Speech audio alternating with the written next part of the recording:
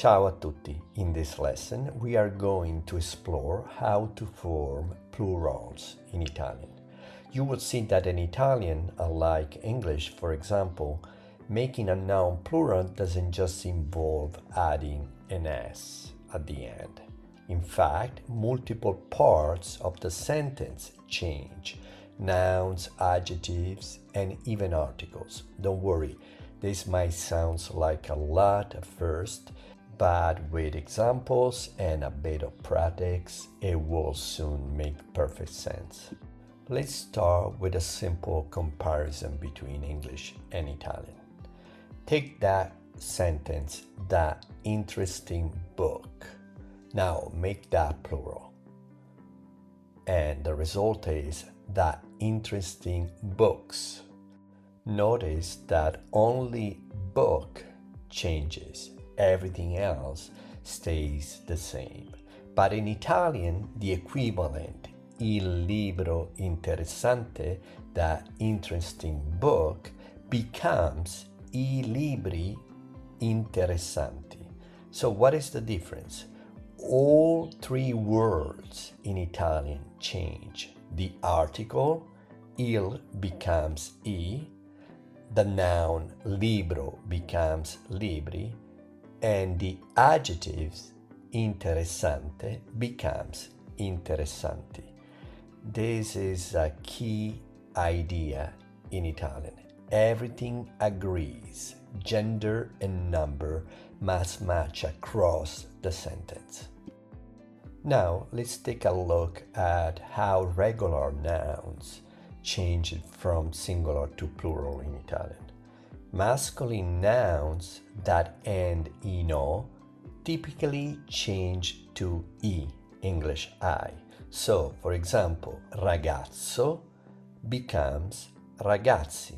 Feminine nouns ending in A, English A, change to E, English I. Like penna becoming penne. There are also a few masculine nouns that end in A, English A, like problema, tema, clima. So they have their plural in I, English I. So problemi, temi, climi, those are words coming from Greek originally. Don't worry, there are just few of them. And finally, nouns that end in E, English I. Whether masculine or feminine, usually change to I, English I. For example, masculine, studente, one, more than one, studenti. Let's take a feminine one, attrice, more than one, attrici. So you see they have the same singular, e, and the same plural, I. Remember, these examples are just representative. There are more variations, so make sure to refer to the full explanation in your chapter. Here are a few things to watch for. Masculine nouns that end in io often drop one of the I when pluralized. So, orologio becomes orologi, not orologii with two I, English I. But you have to keep in mind one exception, and it is the word zio. And zio becomes zii with two I. One very common irregular noun to memorize is uomo. That is man. Its plural form is uomini. And here's an important rule for mixed group. Even if there is just one male in a group, the plural becomes masculine. So if you combine un ragazzo e una ragazza, together becomes due ragazzi, not ragazze, due ragazzi. Same thing is for amico and amica together is amici.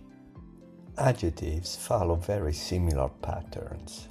A masculine adjective like allegro becomes allegri in the plural. So ragazzo, allegro becomes ragazzi allegri.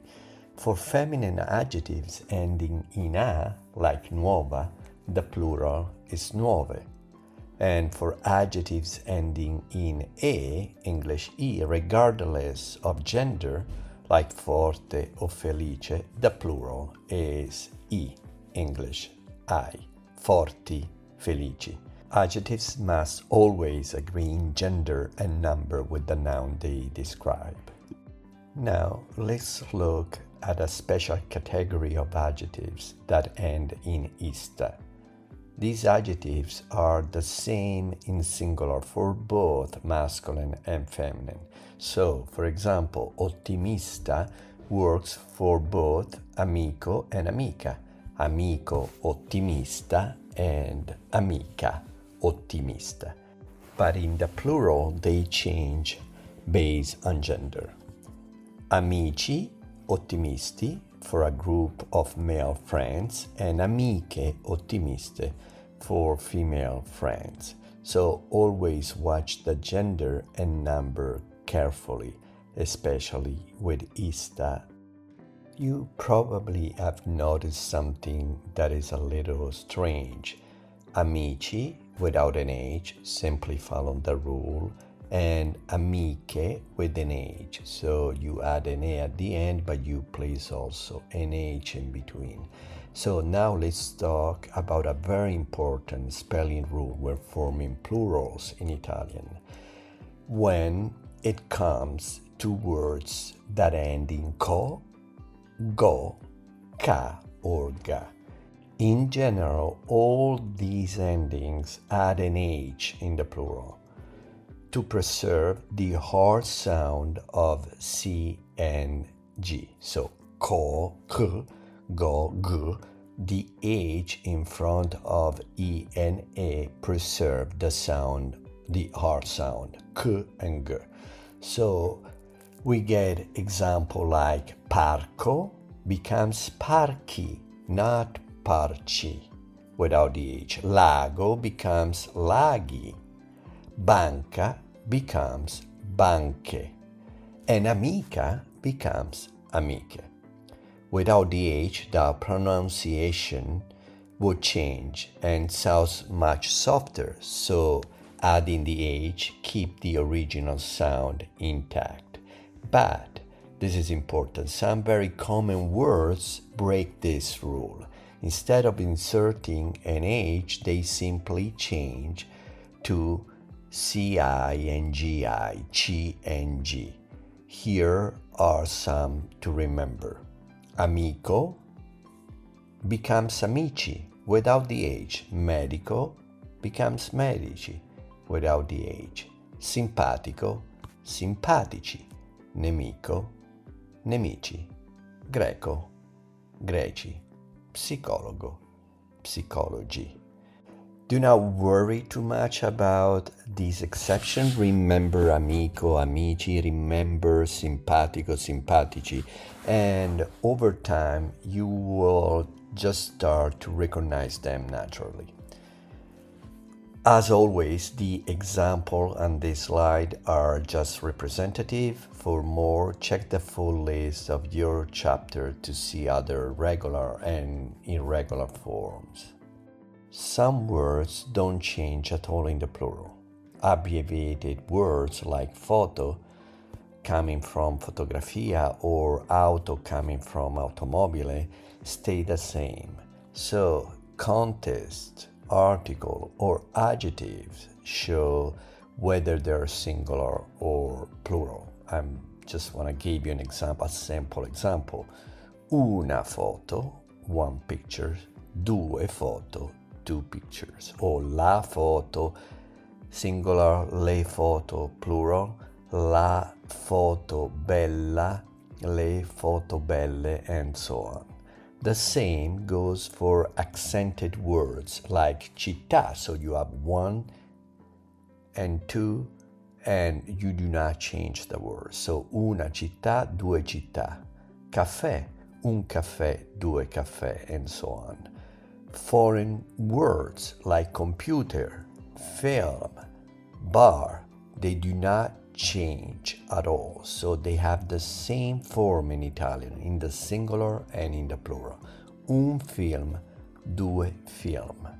And even color words like rosa and blue do not change. So you must say due sedie rosa, due sedie blu. As you say una sedia rosa, una sedia blu. Just like nouns and adjectives, Italian definite articles change based on gender and number. For masculine nouns, il becomes I, lo becomes gli, and L' becomes gli. For feminine nouns, la becomes le, and L' becomes le as well. So, for example, il libro becomes I libri, lo zaino becomes gli zaini, l'orologio becomes gli orologi, la penna becomes le penne, l'amica becomes le amiche. Now we come to questo and quello, which mean this and that. Questo follows regular adjectives rule. Questo, questi, questa, and queste. So questo libro becomes questi libri, and questa classe becomes queste classi. But quello is a little trickier. It behaves like the definite articles, so it takes different forms based on what follows. Quel libro becomes quei libri, as you have il libro, I libri. So quel is similar to il, quei is similar to I. Quel libro, quei libri. Quello studente, quegli studenti, lo studente, gli studenti. Quella ragazza becomes quelle ragazze. So la and le. Then we have quell'amico, quegli amici. Very similar to l'amico and gli amici. And the equivalent feminine is quell'amica, quelle amiche. Very similar to l'amica, le amiche. Alright, it's your turn to practice. Here are 8 short phrases. Translate them into Italian, then change them into the plural form. Don't worry if you're not sure, just give it a try. Pause the video now.